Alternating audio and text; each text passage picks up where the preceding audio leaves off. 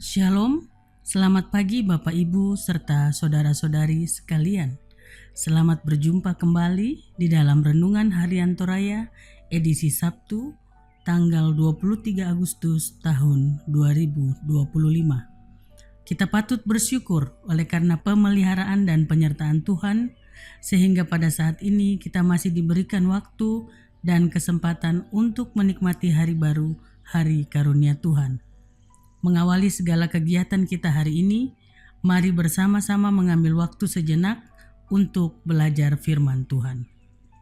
Bacaan kita pada hari ini terdapat di dalam Kisah Para Rasul, pasalnya yang ke-17, ayat pertama hingga ayatnya yang ke-9.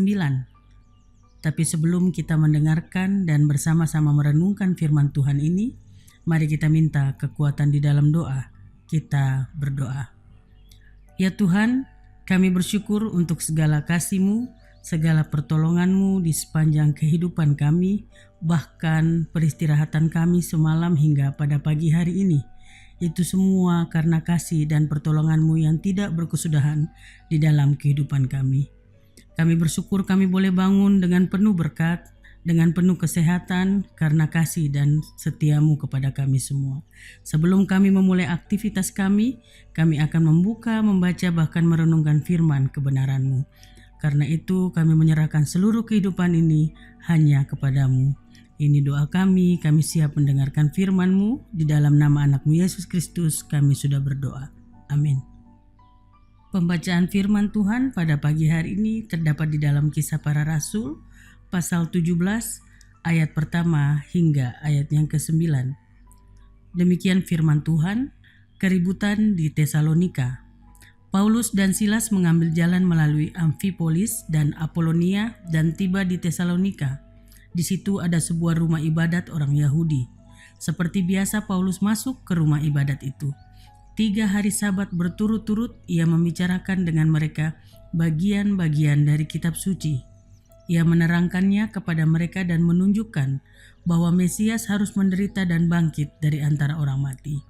Lalu ia berkata, "Inilah Mesias, yaitu Yesus, yang kuberitakan kepadamu." Beberapa orang dari mereka menjadi yakin dan menggabungkan diri dengan Paulus dan Silas dan juga sejumlah besar orang Yunani yang takut kepada Allah, dan tidak sedikit perempuan-perempuan terkemuka. Tetapi orang-orang Yahudi menjadi iri hati dan dengan dibantu oleh beberapa penjahat dari antara petualang-petualang di pasar, mereka mengadakan keributan dan mengacau kota itu. Mereka menyerbu rumah Yason dengan maksud untuk menghadapkan Paulus dan Silas kepada sidang rakyat. Tetapi ketika mereka tidak menemukan keduanya, mereka menyeret Yason dan beberapa saudara ke hadapan pembesar-pembesar kota sambil berteriak, katanya, "Orang-orang yang mengacaukan seluruh dunia telah datang juga kemari." Dan Yason menerima mereka menumpang di rumahnya. Mereka semua bertindak melawan ketetapan-ketetapan Kaisar dengan mengatakan bahwa ada seorang raja lain, yaitu Yesus. Ketika orang banyak dan pembesar-pembesar kota mendengar semuanya itu, mereka menjadi gelisah. Tetapi setelah mereka mendapat jaminan dari Yason dan dari saudara-saudara lain, mereka pun dilepaskan. Demikian pembacaan firman Tuhan. Bapak Ibu serta saudara-saudari sekalian, tema pembacaan kita dari Kisah Para Rasul 17 ayat 1 hingga ayat yang ke-9 mengambil tema menghayati Injil Yesus Kristus. Menghayati Injil Yesus Kristus. Unanung mandalan kareba kaparanuan diona Kristus.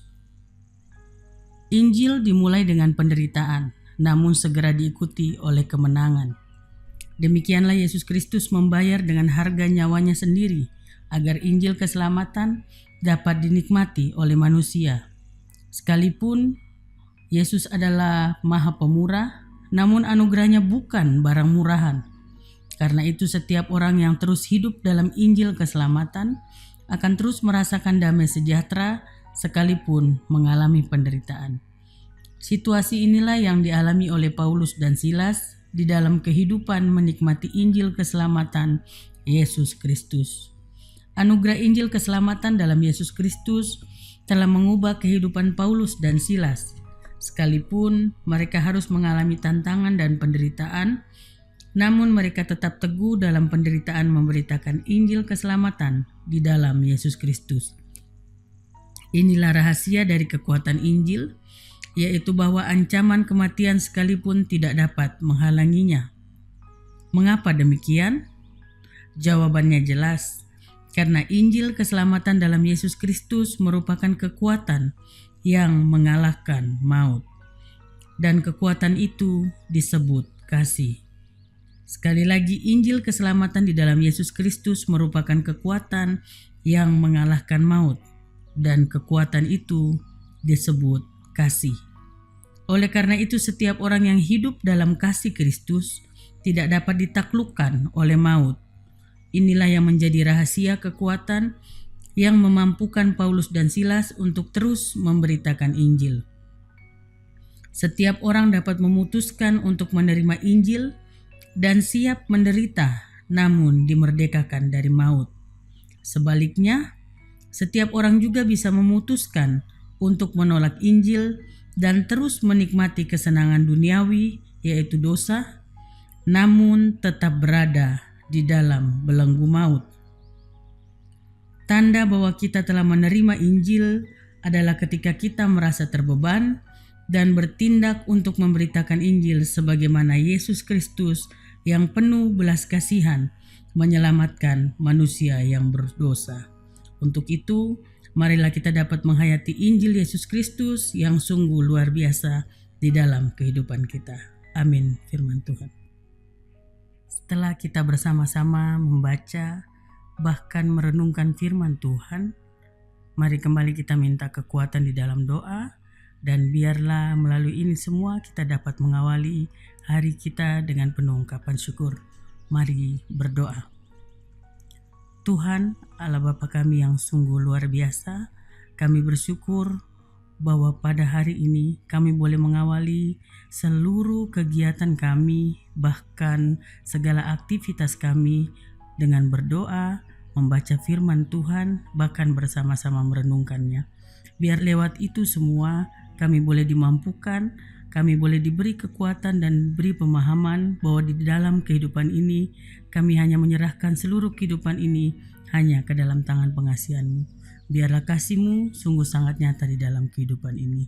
Dan terlebih khusus kami semua anggota jemaat-Mu, Jemaat Laheroi, kami serahkan sepenuhnya hanya ke dalam tangan pengasihan-Mu, baik yang berada di kota Balikpapan maupun yang berada di luar kota Balikpapan.